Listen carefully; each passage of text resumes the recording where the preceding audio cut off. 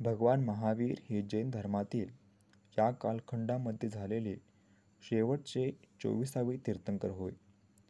सुमारे 2500 वर्षापूर्वी बिहार प्रांतातील कुंडपूर नामक गावामध्ये बालक वर्धमानांचा जन्म चैत्र शुद्ध त्रयोदशी झाला.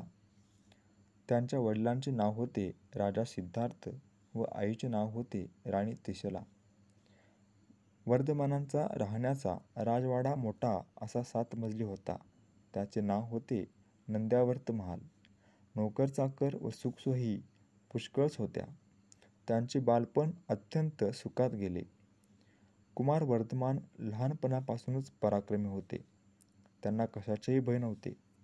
एकदा ते आपल्या मित्रांबरोबर बागेमध्ये एका झाडावर खेळत होते. त्यावेळी संगम नावाच्या देवाला वर्धमानांची परीक्षा पाहण्याची इच्छा झाली. त्याने एका प्रचंड नागाचे रूप घेतले. त्याला 1000 फणा होत्या. झाडाच्या बुंध्याला त्या नागाने वेढा दिला व मोठ्याने फुत्कार सोडू लागला. ते पाहून झाडावरील सर्व मुले अत्यंत भयभीत झाली आणि झाडाखालची मुले पळून जाऊ लागली. परंतु वर्धमान मात्र मुळीच घाबरले नाहीत. ते मोठ्या धैर्याने नागाच्या फण्यावरच पाय देऊन झाडावरून खाली उतरले. महापुरुषांचे आत्मबल स्वभावतःच मोठे असते. कुमार वर्धमानांचे धैर्य पाहून संगमदेव संतुष्ट झाला. त्याने आपले खरे रूप प्रकट केले, वर्धमानांची स्तुती केली आणि वर्धमानांचे नाव ठेवले महावीर. महावीर तरुण झाल्यानंतर त्यांच्या आई-वडिलांनी लग्नासाठी पुष्कळ आग्रह केला, परंतु महावीरांना ते मान्य नव्हते. आत्मकल्याणासाठी मुनी होण्याचा आपला निर्धार महावीरांनी प्रकट केला. वयाच्या अवघ्या 30व्या वर्षी महावीरांनी राजप्रसाद सोडला आणि वनाचा मार्ग धरला. वनात पोहोचताच त्यांनी वस्त्रालंकाराचा त्याग केला. ओम नमः सिद्धेभ्या म्हणून स्वतःच दिगंबर मुनी दीक्षा घेतली. त्यानंतर 12 वर्षे कठोर तप केले. परिणामांची विशुद्धी होत होत वयाच्या 42व्या वर्षी महावीरांना केवलज्ञानाची प्राप्ती झाली.